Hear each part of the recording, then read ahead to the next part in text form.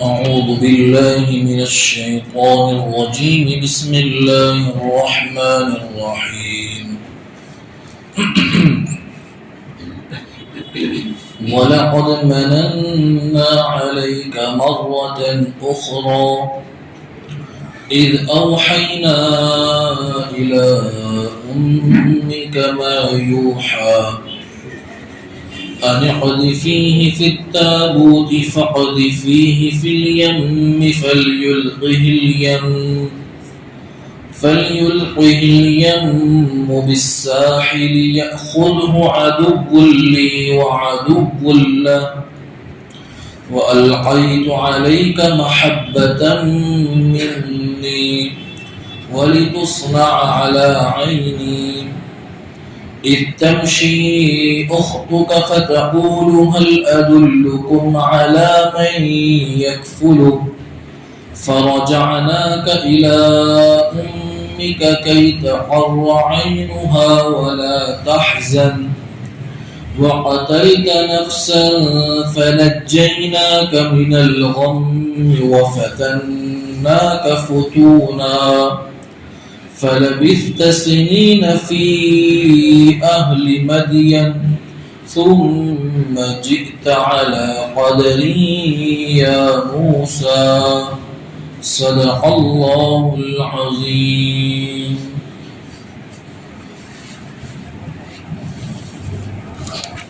بزرگان محترم،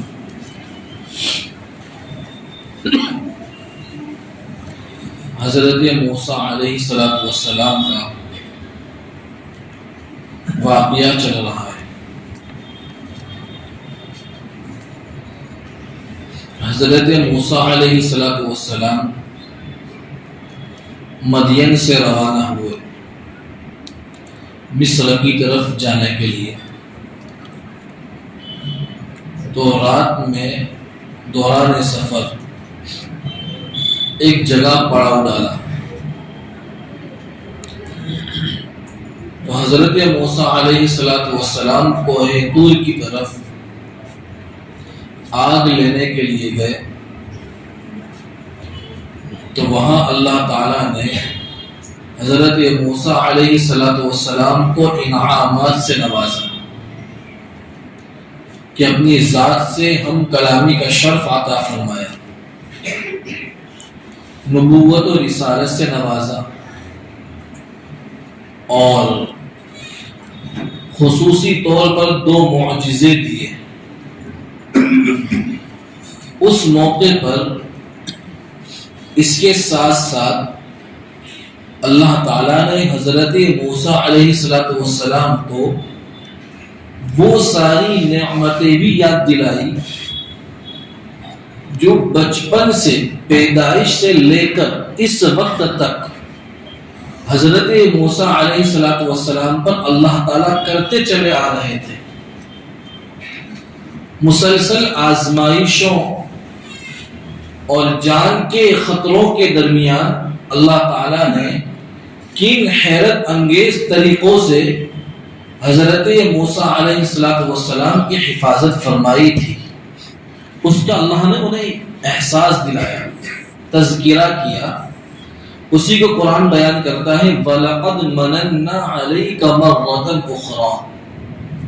اللہ کہتے ہیں کہ ہم نے تم پر ایک اور مرتبہ بھی احسان کیا تھا۔ تو اس موقع پر اللہ تعالیٰ نے حضرت موسیٰ علیہ السلام کو ساری نعمتیں یاد دلائی، اور بچپن سے لے کر اب تک کے سارے واقعات یاد دلائے، جس کا ذکر ایک حدیث میں ابھی آگے آئے گا، جس کو میں ذکر کروں گا۔ تو ابھی یہاں جو آیات میں نے پڑھی ہیں اس کا ترجمہ کر لیتے ہیں، پھر حضرت موسیٰ علیہ السلام کے واقعے کو حدیث کی روشنی میں سمجھتے ہیں۔ تو آگے اللہ نے فرمایا اِذْ أَوْحَيْنَا إِلَىٰ أُمِّكَ مَا يُوحَىٰ، کہ جب ہم نے تمہاری ماں سے وحی کے ذریعے وہ بات کہی جو اب تمہیں وحی کے ذریعے بتائی جا رہی ہے۔ اللہ حضرت موسیٰ سے یہ کہہ رہے ہیں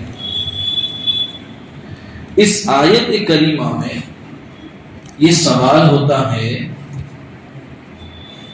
کہ جس ذات کی طرف اللہ تعالی وحی بھیجتے ہیں اس ذات کو نبی کہتے ہیں، اور ہم سب جانتے ہیں کہ حضرت آدم علیہ السلام سے لے کر محمد رسول اللہ صلی اللہ علیہ وسلم تک جتنے بھی نبی اور پیغمبر تشریف لائے ہیں وہ سارے پیغمبر مرد ہیں، کوئی عورت نبی بن کر نہیں آئی۔ اور آیت کریمہ سے یہ پتہ چلتا ہے کہ اللہ نے حضرت موسیٰ کی والدہ کو وحی کی، اس سے تو حضرت موسیٰ کی والدہ کا نبی ہونا ثابت ہوتا ہے، حالانکہ کوئی عورت نبی بن کر نہیں آئی ہے۔ یہ سوال ہے، مفسرین کرام نے اس کا جواب دیا ہے کہ یہاں پر وحی کا لفظ جو آیا ہے اِذْ أَوْحَيْنَا إِلَىٰ أُمِّكَ، وحی کا لفظ جو آیا ہے وہ الہام کے معنی میں ہے۔ الہام کہتے ہیں اللہ تعالی کسی بندے کے دل میں ایک مضمون کو ڈال دیتے ہیں، پھر اس پر اطمینان پیدا کر دیتے ہیں کہ یہ بات اللہ کی بات ہے، اور الہام کا سلسلہ یہ آج تک جاری ہے۔ اہل اللہ کو الہام ہوتے ہیں، تو الہام یہ ایسی چیز ہے، یہ کسی نبی کے ساتھ خاص نہیں ہے، نبی کو بھی الہام ہوتے ہیں اور نبی کے علاوہ دیگر لوگوں کو بھی الہام ہو سکتا ہے۔ جیسے یہاں اللہ تعالیٰ نے حضرت موسیٰ علیہ السلام کی والدہ کو الہام کیا، اسی طریقے پر ابھی ہم نے سورہ مریم میں پڑھا کہ اللہ تعالیٰ نے حضرت مریم علیہ السلام کو بھی وحی بھیجی، تو وہاں وحی سے وہ وحی مراد نہیں ہے جو نبیوں کو آیا کرتی تھی، اس سے مراد الہام ہے۔ اور قرآن میں ایک آیت اور بھی ہے، وہاں اللہ فرماتے ہیں وَأَوْحَى رَبُّكَ إِلَى النَّحْلِ، کہ تیرے پروردگار نے وحی کی شہد کی مکھی کو۔ شہد کی مکھی نبی ہو سکتی نہیں، یہاں وحی سے مراد الہام ہے کہ تیرے پروردگار نے شہد کی مکھی کو الہام کیا۔ تو یہاں پر بھی اللہ تعالیٰ نے حضرت موسیٰ علیہ السلام کی والدہ کے دل میں الہام کیا، بات کو ڈالا۔ تو اب بات صاف ہو گئی کہ حضرت موسیٰ علیہ السلام کی والدہ یہ نبیہ نہیں ہے، نبی کی والدہ ہے۔ تو اللہ نے الہام میں کیا بات کہی؟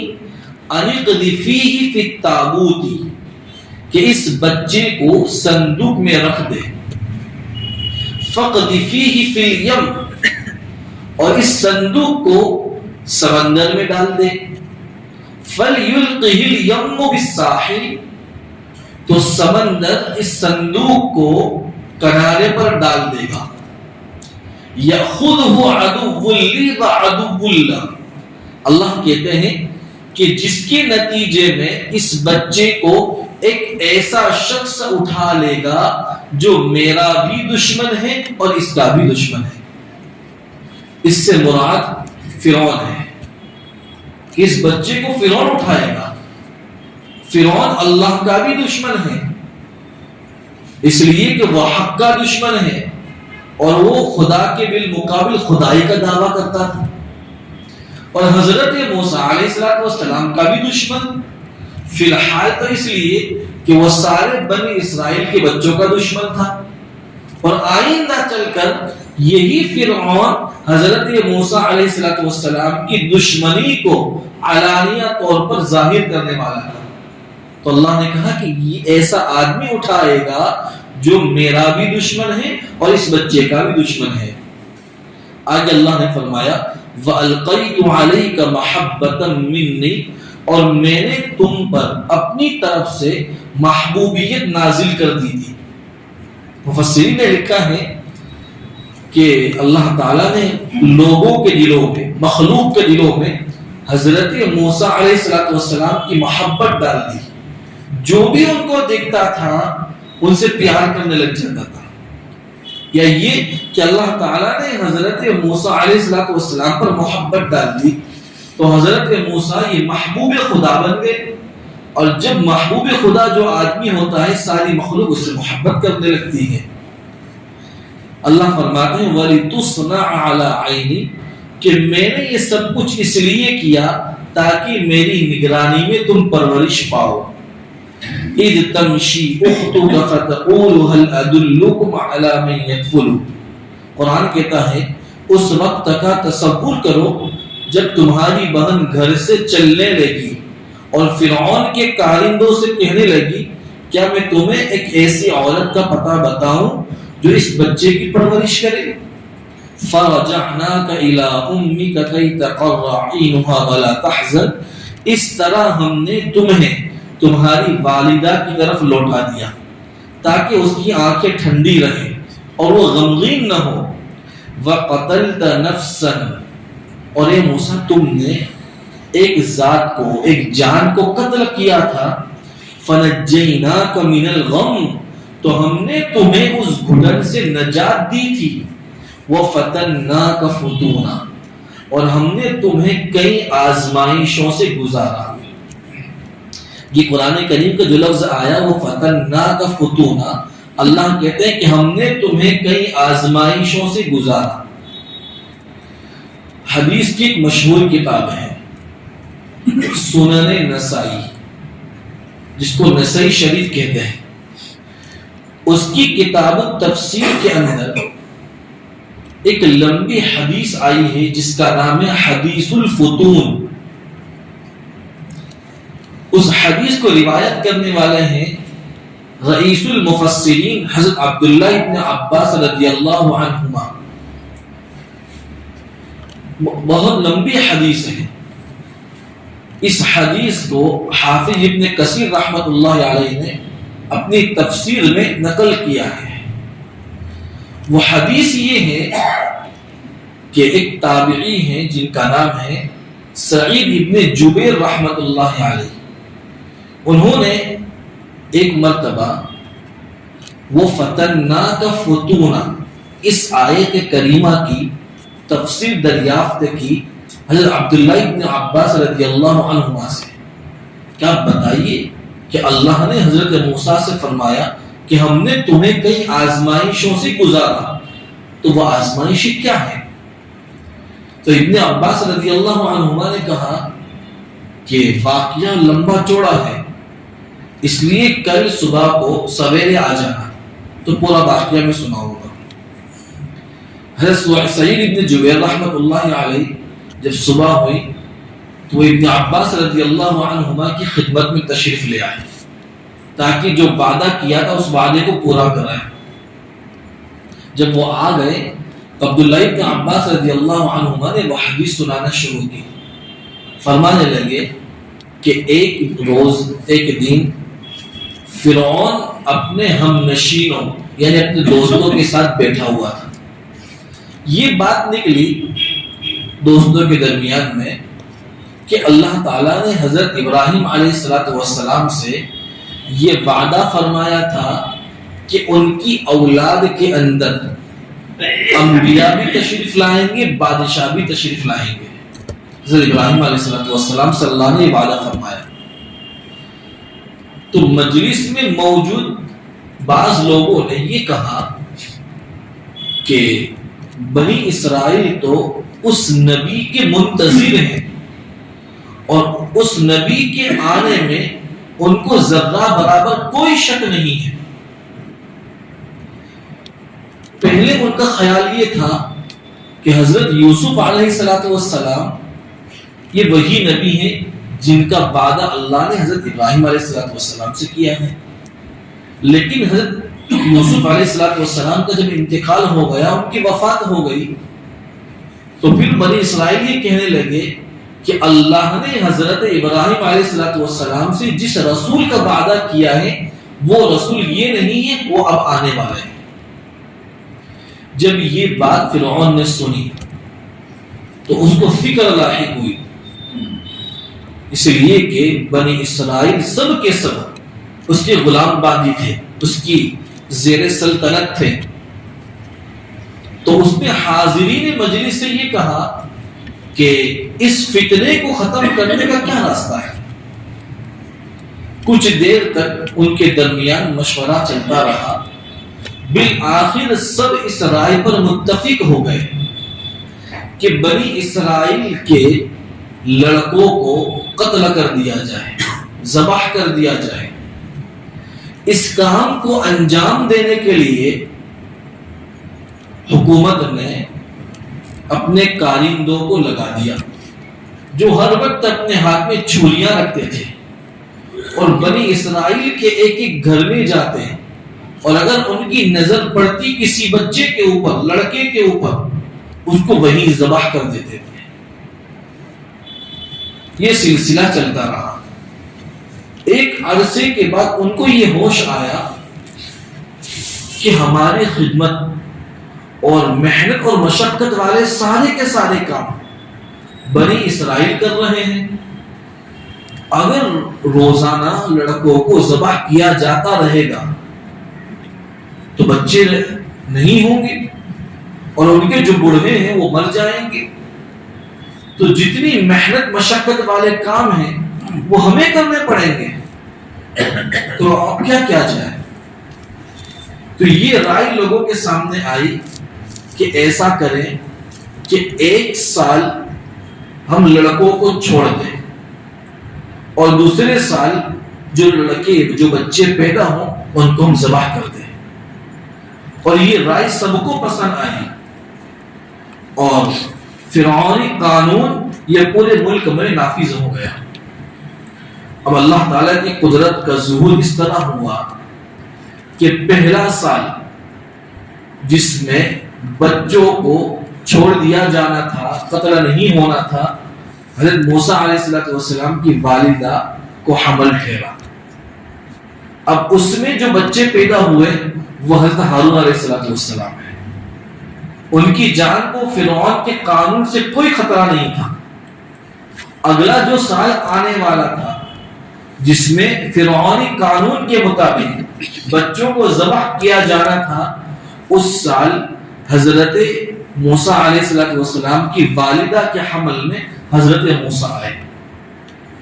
تو حضرت موسیٰ علیہ السلام کی والدہ کو فکر ہوئی، غم ہوا کہ ابھی میرا بچہ دنیا میں آیا نہیں ہے، لیکن اس کے دنیا میں آنے سے پہلے قتل کے منصوبے بنائے جا رہے ہیں.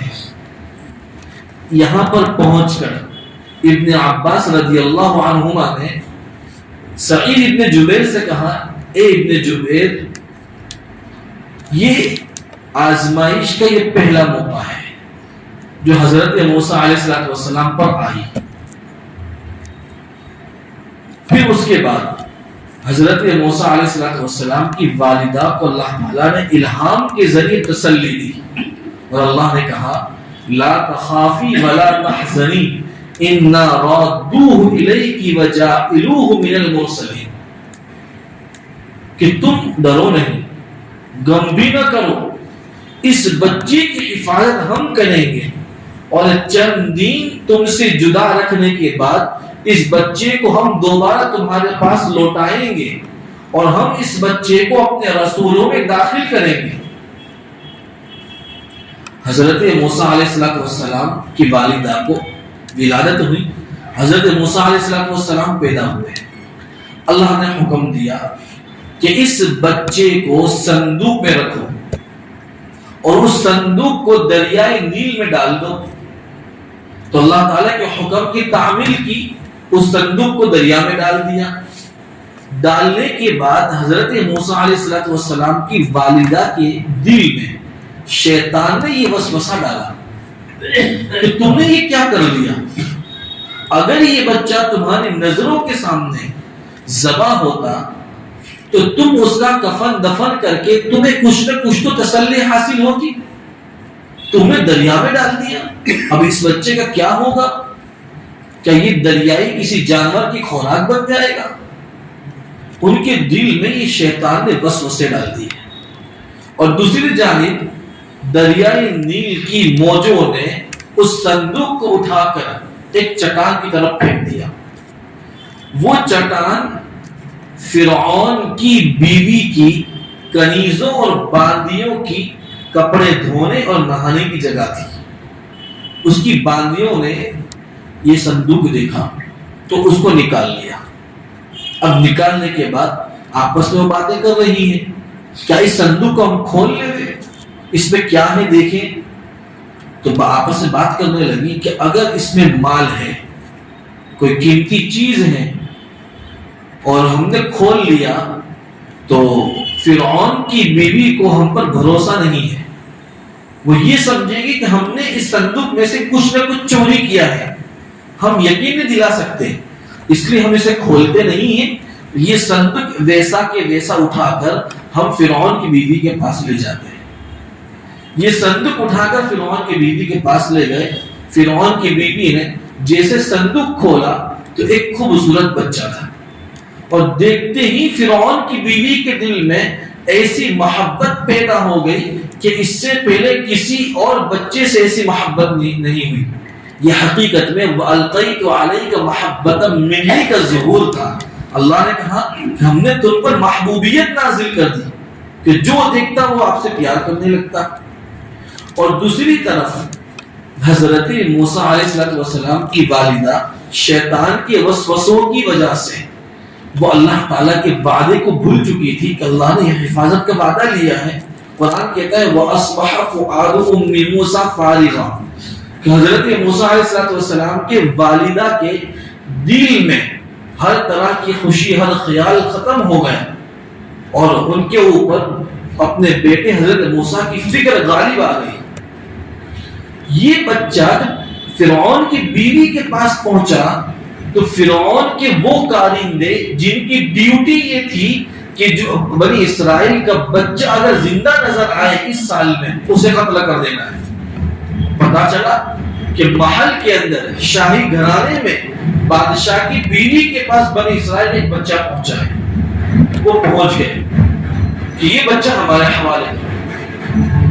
ابن عباس نے یہاں پہنچ کر فرمایا, اے ابن جبیر, یہ آزمائش کا دوسرا واقعہ ہے.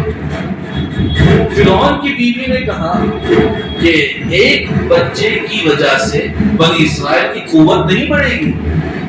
میں بادشاہ کے پاس جاتی ہوں, فرعون کے پاس جاتی ہوں اور اس بچے کی جان بخشواتی ہوں.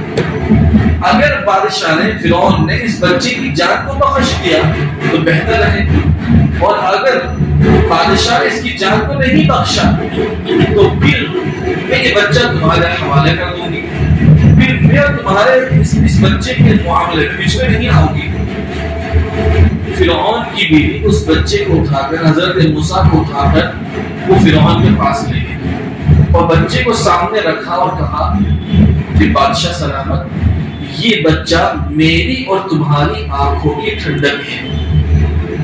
فرعون نے یہ کہا کہ یہ بچہ تمہاری آنکھوں کی تو ٹھنڈک ہو سکتا ہے لیکن مجھے اس کی ضرورت نہیں ہے. یہاں پہنچ کر حضرت عبداللہ ابن عباس رضی اللہ عنہ نے کہا سعید ابن جبیر سے کہ حضور صلی اللہ علیہ وسلم نے ارشاد فرمایا کہ اس ذات کی قسم جس کے قبضے میں میری جان ہے, اگر فرعون یہ کہہ دیتا حضرت موسیٰ علیہ السلام کے متعلق کہ یہ بھی میری آنکھوں کی ٹھنڈک ہے, تو اللہ تعالیٰ فرعون کو بھی اس کی بیوی کی طرح ہدایت دے دیتا جس طرح فرعون کی بیوی کو ایمان کی ہدایت نصیب ہوئی. بالآخر فرعون نے اس بچے کی جان بخش دی. وہ خوشی خوشی فرعون کی بیوی حضرت موسیٰ علیہ السلام کو لے کر آئی, اور لیکن یہ فکر ہوئی کہ اب اس بچے کو دودھ کون پلائے گا, چھوٹا بچہ ہے, بالکل حال پیدا ہوا ہے. تو وہاں آس پاس کی جو عورتیں تھیں کہا کہ تم اس کو دودھ پلاؤ. حضرت موسیٰ علیہ السلام کسی کی چھاتی کو اپنے منہ میں لیتے ہی نہیں تھے, کسی کا دودھ نہیں پیتے تھے. تو فرعون کی بیوی کو بڑی فکر ہوئی کہ اگر یہ بچہ کسی کا دودھ نہیں پیے گا تو کیسے زندہ رہ پائے گا. تو اپنی کنیزوں اور باندیوں سے یہ کہا کہ تم اس کو بازاروں میں اور مجمع عام میں اس کو لے جاؤ اور تلاش کرو کہ کسی نہ کسی عورت کا دودھ پی لے. اور دوسری طرف حضرت موسیٰ علیہ السلام کی والدہ بڑی بے چین تھی. انہوں نے اپنی بیٹی سے کہا کہ ذرا باہر جا کر دیکھو, لوگوں سے پوچھو کہ وہ صندوق کا کیا ہوا, اور اس میں جو بچہ تھا کیا وہ زندہ ہے یا وہ دریائی جانور کی خوراک بن چکا ہے. کیونکہ اب تک ان کو اللہ تعالیٰ کا جو وعدہ کیا تھا وہ یاد نہیں آ رہا تھا. حضرت موسیٰ علیہ السلام کی بہن باہر نکلی دیکھنے کے لیے کیا ماجرا ہے. خدا کا کرنا ایسا ہوا کہ وہ فرعون کی بیوی کی جو کنیزیں بادیے تھی وہ حضرت موسیٰ علیہ السلام کو لے کر کھڑی تھی. تو کہا کہ کیا ہوا اس کے ساتھ؟ تو کہا کہ یہ بچہ کسی کا دودھ ہی نہیں پیتا, کسی کی چھاتی کو اپنے منہ میں نہیں لیتا. حضرت موسیٰ علیہ السلام کی بہن نے کہا کہ میں ایک عورت کا پتہ بتاتی ہوں کہ وہ عورت کا یہ بچہ دودھ بھی پی لے گا, اور وہ عورت اس بچے کے لیے ہمدرد بھی ہے, خیر خواہ بھی ہے.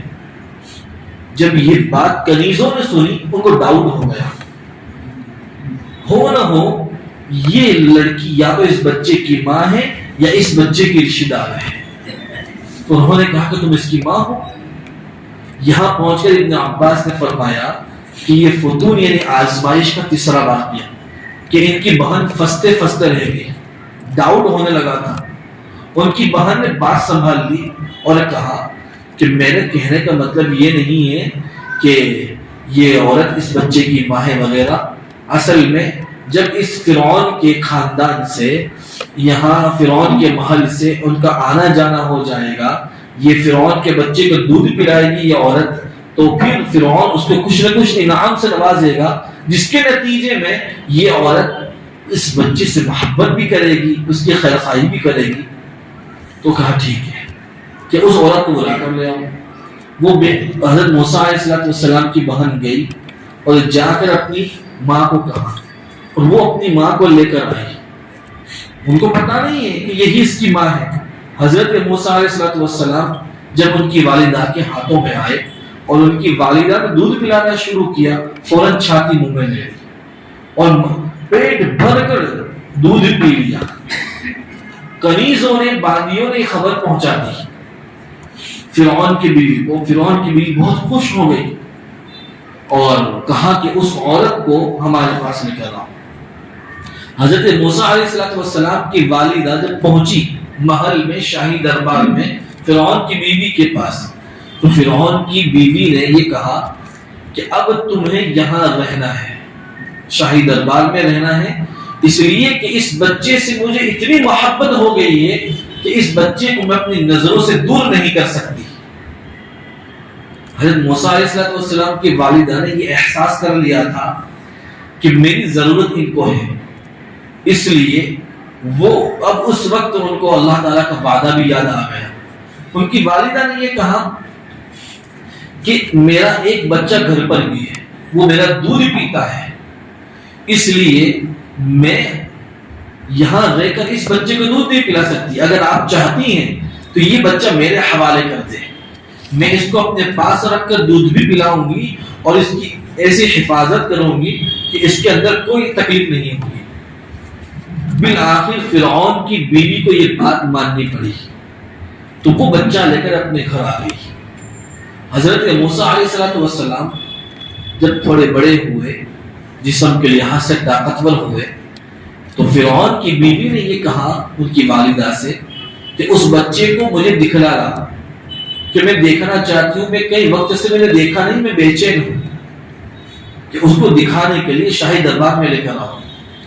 اور دربار کے سارے لوگوں کو یہ حکم کر دیا کہ یہ بچہ اب ہمارے گھر آ رہا ہے, اس لیے کوئی شخص بھی ایسا نہ کرے کہ اس کا اکرام نہ ہو, اس کو تحفے تحائف پیش نہ کرے. میں خود کھڑی رہوں گی اور دیکھتی رہوں گی کہ تمہارا اس بچے کے ساتھ کیا سلوک ہے. اس کا اثر یہ ہوا کہ حضرت موسیٰ علیہ السلام جب گھر سے نکلے ہیں, چھوٹے بچے ہیں ان کی والدہ کی گود میں, گھر سے لے کر شاہی دربار آنے تک ان کے اوپر تحفے تحائف کی بارش ہو رہی تھی. جب شاہی دربار میں آئے فرعون کی بیوی نے اپنے ہاتھ میں لیا, بڑی خوش ہوئی اور انہوں نے بھی خاص ہدیے تحفوں سے نوازا. یہ سارے تحفے دیے گئے ان کی والدہ کو. فرعون کی بیوی اس بچے کو اٹھا کر فرعون کے پاس لے گئی. فرعون نے اسے اپنے گود میں لیا. جیسے ہی گود میں لیا تو حضرت موسیٰ علیہ السلام نے فرعون کی داڑھی پکڑی اور اس کو نیچے کی طرف کھینچا. تو وہاں دربار میں لوگ بیٹھے ہوئے تھے, انہوں نے یہ کہا کہ اللہ تعالیٰ نے حضرت ابراہیم علیہ السلام سے یہ وعدہ کیا تھا کہ ان کی اولاد میں ایک رسول پیدا ہوگا جو آپ کی سلطنت, آپ کی بادشاہت اور آپ کی مال و دولت کا وارث ہوگا, اور یہ بچہ آپ کی داڑھی زمین کی طرف کھینچ رہا ہے, یہ بتانا چاہتا ہے کہ یہ تمہیں مغلوب کر کے تم پر یہ غالب آئے گا, تم کو یہ پچھاڑے گا. تو فرعون کو بھی وہ بات یاد آ گئی, تو فوراً بچوں کے قتل کرنے والے قالیدوں کو حکم دیا کہ اس بچے کو قتل کر دو. ابن عباس رضی اللہ عنہما نے فرمایا کہ یہ ابن جبیر یہ چوتھا آزمائش کا موقع تھا کہ ان کے سر پر موت منڈلا رہی تھی. فرعون کی بیوی نے کہا کہ بادشاہ سلامت, آپ نے یہ بچہ میرے حوالے کر دیا ہے, آپ ایسا نہیں کر سکتے, اس کو ذبح نہیں کر سکتے. کہا کہ یہ بچہ مجھے پچھاڑنا چاہتا ہے, اس کے آپ تم نے اشارہ نہیں دیکھا کہ میری داڑھی زمین کی طرف کھینچ رہا ہے, اور یہ اس بات کا اشارہ ہے کہ یہ مجھ پر غالب آئے گا, مجھے مغلوب کر دے گا.